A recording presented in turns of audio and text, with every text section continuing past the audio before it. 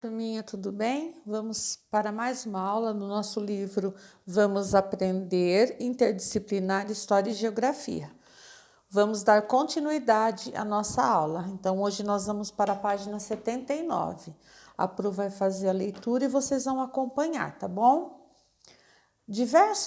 Navegar é preciso. Diversos fatores levaram os portugueses a cruzar oceanos para chegar até o atual território do Brasil no século XV. Por causa da localização geográfica de Portugal, o mar sempre fez parte do cotidiano dos portugueses. Atividades como a pesca e o comércio eram fundamentais em sua economia. No entanto, a maior parte do comércio era feita por meio de rotas terrestres com diversos povos da Europa e do Oriente. Então, nesta imagem aqui, é uma imagem do século XVI que representa um navegador português. Ele foi representado utilizando uma balestilha, que é um instrumento que serve para medir a posição dos astros. Esse era um procedimento importante nas viagens marítimas. Havia algumas rotas marítimas que eram curtas e bem conhecidas pelos viajantes. Os europeus não tinham muito conhecimento dos mares distantes de sua região.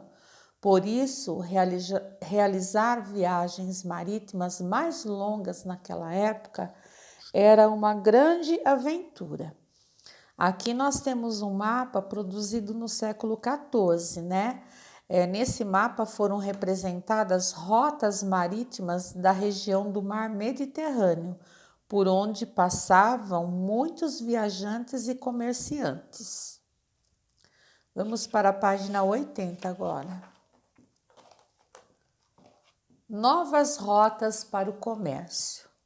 O povo português foi um dos primeiros da Europa a se aventurar nas grandes viagens marítimas, descobrindo novas rotas de comércio e conquistando terras distantes, antes desconhecida pelos europeus. Isso só foi possível por causa do desenvolvimento do transporte marítimo e das técnicas de navegação. Aqui nós temos a imagem de uma caravela, que foi uma das principais invenções que contribuíram para a realização de viagens marítimas de longas distâncias. Esse tipo de embarcação era resistente para enfrentar as correntes marítimas, as tempestades.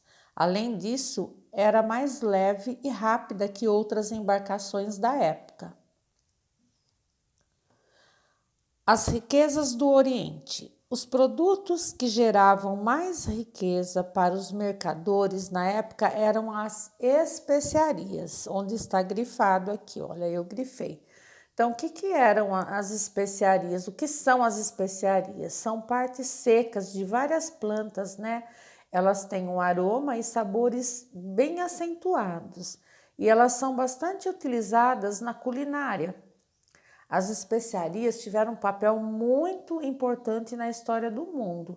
A busca por especiarias levou muitos exploradores procurá-las em terras distantes. Então vamos dar continuidade aqui, As especiarias que eram trazidas do Oriente em grandes caravanas por comerciantes indianos e chineses. Mercadores turcos e italianos atuavam como intermediários, comprando essas mercadorias e revendendo-as em toda a Europa. Desse modo, até chegarem a Portugal, elas atingiam preços muito altos. Aqui nós temos uma perguntinha, e aqui nós temos algumas espécies, algumas especiarias, né? Anis, açafrão, pimenta do reino, canela e folha de louro. Anis, açafrão, pimenta do reino, canela e folhas de louro.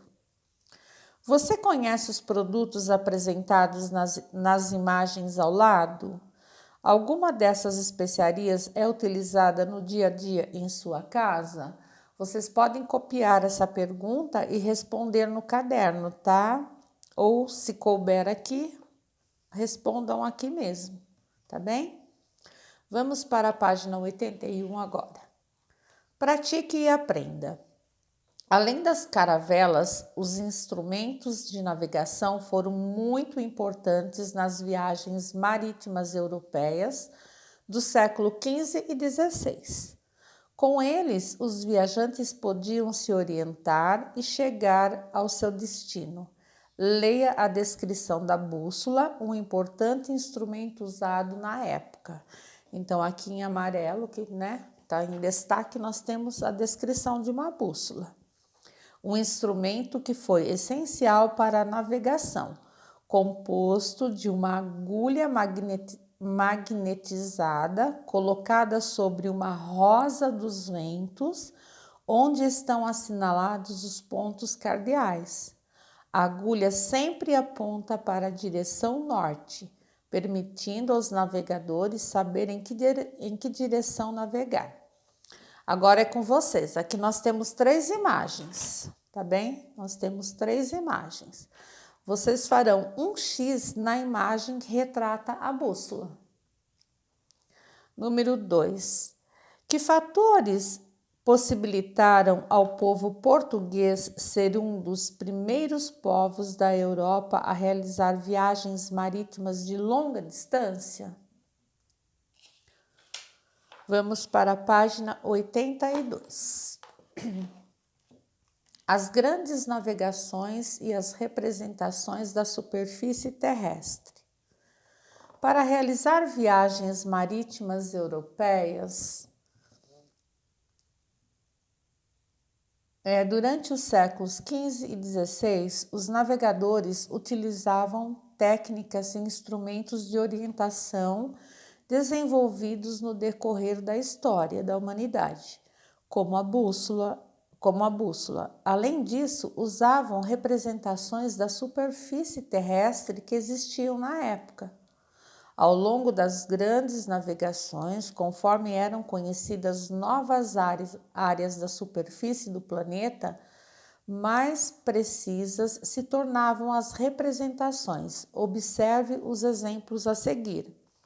Então, aqui, o planisfério acima, esse aqui, foi elaborado em 1536, período em que as representações da superfície terrestre se tornaram mais aprimoradas com base nas navegações realizadas pelos europeus.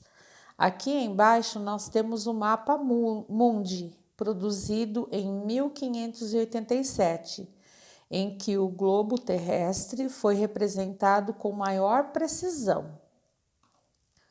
Página 83. Os avanços tecnológicos ocorridos no decorrer do século XX contribuíram para melhorar as formas de representação da superfície terrestre.